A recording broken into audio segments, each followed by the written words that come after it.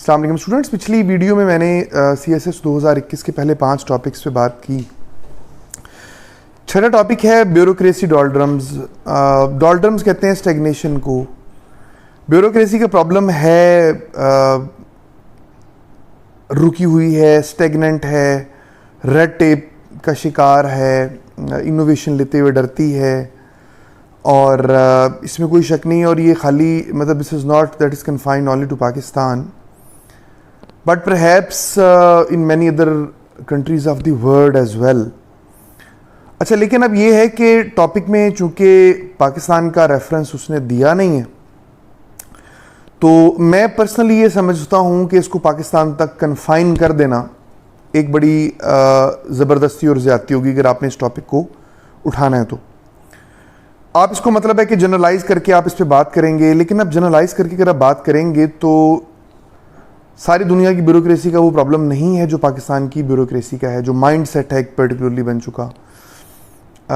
तो इसलिए ये टॉपिक मैं पर्सनली ये समझता हूँ कि किया जाने वाला नहीं था। अगर इसको खाली पाकिस्तान के हवाले से करना हो तब एक मुनासिब किस्म का ये एक टॉपिक बन सकता है, जिसमें आपने पहले ये साबित करना था कि हमारी जो ब्यूरोक्रेसी है ये स्टैग्नेशन का शिकार है, ये जमूद का शिकार है। यहाँ पे जो काम हो जाए वो रुक जाता है, इनोवेशन नहीं है, एक डर है, खौफ है। फिर कॉजेज़ आ जानी थी कि इसकी मल्टीपल रीजंस हैं जो ब्यूरोक्रेसी को इफेक्टिवली डिलीवर नहीं करने देती। उसमें पॉलिटिकल रीजंस भी आ जाएंगी, उसमें सोशल रीज़न भी आ जाएंगी, उसमें इकोनॉमिक भी आ जाएंगी। अकाउंटेबिलिटी का जो एक सिस्टम चल रहा है, हमारी अकाउंटेबिलिटी जिस तरह के आप जानते हैं, it is too less and too much. कुछ लोगों पे टू मच है, कुछ लोगों पे टू लेस है। तो ये सिलसिला कार बनेगा ओवरऑल। इस लिहाज से ये वाला टॉपिक करने वाला नहीं है। अगला टॉपिक बड़ा मज़ेदार है, जेंडर इक्वलिटी। पॉपुलर स्लोगन में अपने जो बच्चे मुझसे पढ़ते हैं उन्हें मैंने पिछले दिनों भी इसकी पूरी आउटलाइन बनवाई थी। देखिए, बात ये है इस टॉपिक को बहुत सारे लोगों ने गलत इंटरप्रेट किया। जेंडर इक्वलिटी ए पॉपुलर स्लोगन को अगर मैं टेकअप करूँ तो उसको दो अंदाज में टेकअप करूँगा। Gender equality is a slogan है। मैं ये साबित करूंगा कि जलसे जुलूसों में भी एज ए स्लोगन यूज़ होता है। बड़ा पॉपुलर एक ये स्लोगन है। ये पार्लियामेंट्स के अंदर भी इनको यूज़ किया जाता है, पॉलिटिकल सेक्टर में। इनको किताबों में भी यूज़ किया जाता है, इनको धरने देने के लिए भी यूज़ किया जाता है, इनको फिल्में बनाते हुए भी एज स्लोगन यूज़ किया जाता है। बेशुमार फिल्में देखें ना, पिंक और इस तरह की कई इंडिया ने बनाई हैं इसी मौजू के ऊपर। लेकिन क्या ये मेरे लिए एक स्लोगन है? अगर इसको हम कहें कि it's merely A slogan and not a task that is being pursued by the government vehemently, तो फिर तो बाय द वर्ड वेमेंटली, फिर तो उस बात का मतलब ये है कि दुनिया जो पैसे लगा रही है वो गलत लगा रही है जेंडर इक्वालिटी के लिए।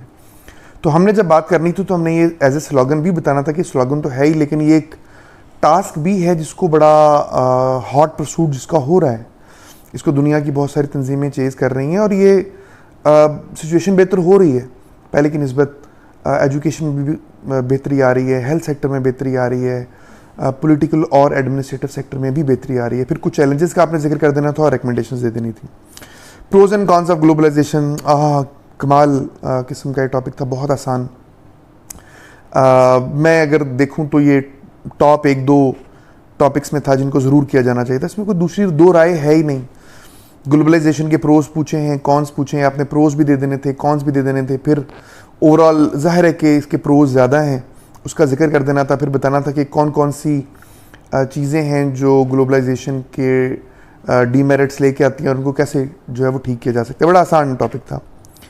उसके बाद और ये करने वाला टॉपिक था 8वां जो है, intercultural communication is a panacea to avoid third world war. Intercultural communication, जिन लोगों की IR है वो ये लोग ये वाला टॉपिक अटेम्प्ट कर सकते थे, दूसरे बच्चे नहीं कर सकते थे। देखें, कम्युनिकेशन बड़ी एक अच्छी चीज़ है और अब इंटर कल्चरल कम्युनिकेशन से मुराद क्या है? इससे मुराद ये है कि कल्चरल एक्सचेंज हों पूरी दुनिया के आपस में। अब दुनिया में देखें ना किस तरह की कौमें हैं। एक वेस्टर्न ब्लॉक है पूरे का पूरा, फिर उसके बाद में रशिया, चाइना, एक ये ब्लॉक बन जाता है, मुस्लिम स्टेट्स एक अलग कल्चर बन जाता है, फिर जापान, वियतनाम, कोरियाज़, ये एक अलग कल्चर है।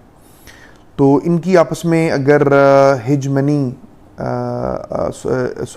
नहीं, हारमनी अगर हमने क्रिएट करनी है तो इंटरकल्चरल एक्सचेंज ये बड़ी एक ज़रूरी किस्म की चीज़ है, लेकिन ये टॉपिक ओवरऑल करने वाला था नहीं, क्योंकि उसमें बहुत ज़्यादा रूम इन पर्सन मुझे भी नज़र नहीं आता कि आपने 2500 लफ्ज़ लिखने हैं, आप उस पर क्या करेंगे। सिर्फ यही बातें अगर मजबूरी में हो तो हम यही बातें कर सकते हैं कि कौन कौन से टूल्स हैं जो इंटरकल्चरल कम्युनिकेशन को बढ़ाने के लिए इस्तेमाल हो सकते हैं। ज़ाहिर है वो आपका इलेक्ट्रॉनिक मीडिया भी है, आपका सोशल मीडिया भी है, आपका प्रिंट मीडिया भी है, आपकी फ़िज़िकल एक्सचेंजेस भी हैं। इनमें जो पॉसिबल हर्डल्स आ सकती हैं, पॉलिटिकल भी, सोशल भी, इकोनॉमिक भी, आप उनका जिक्र करके कुछ रिकमेंडेशंस दे सकते थे, लेकिन ये कि बहुत एज ए फर्स्ट चॉइस मैं इसको टॉपिक को नहीं करूँगा। देन लिटरेरी सा टॉपिक था आखिरी, I fall upon the thorns of life, I bleed. ये बेसिकली ज़िंदगी के दुख हैं। ज़िंदगी मल्टीपल तरह के थॉर्न्स जो है आपको देती है। ये थॉर्न्स इकोनॉमिक थॉर्न्स भी होते हैं, ये इमोशनल थॉर्न्स भी होते हैं, साइकोलॉजिकल भी होते हैं, सोशल थॉर्न्स भी होते हैं। आपने जिक्र करना था कि इन थॉर्न्स का क्या क्या। अच्छा, इसमें ये आई ब्लीड तो लिखा हुआ है, लेकिन आपने ये फर्स्ट पर्सन में नहीं ये ऐसे लिखना था। अगर आप इसको लिखेंगे तो जी आई के साथ इसको, या आई वही के साथ नहीं, ये एज ए ह्यूमन बीइंग आपने बात करनी थी कि ज़िंदगी जो है ये बेशुमार थॉर्न्स जो है ये लेकर आती है। फिर एक दूसरा एंगल भी आपने दे देना था कि जो है life it never brings only the thorns, it brings roses as well.